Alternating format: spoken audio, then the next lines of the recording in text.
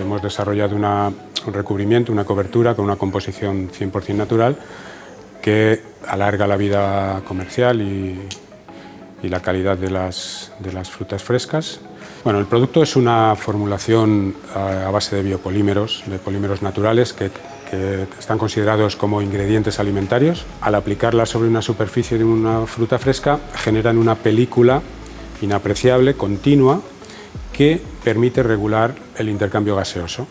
En este proyecto nosotros hicimos nuestras coberturas sprayando la solución BioToCoat directamente en las viñas, tentando así también, disminuir el ataque de hongos en los viñedos, y otra también manteniendo las frutas, las uvas, en condiciones óptimas para después de la cosecha, el procesamiento del vino. En aquest cas, el que fem és tractar la vinya a partir del verulat.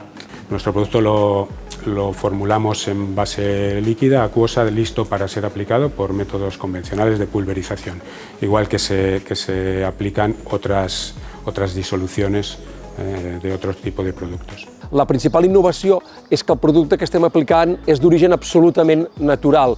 No és un fitosanitari de base sintètica, de base química, sinó que aprofita extractes de productes naturals per conferir aquesta propietat de protecció davant dels fongs oportunistes.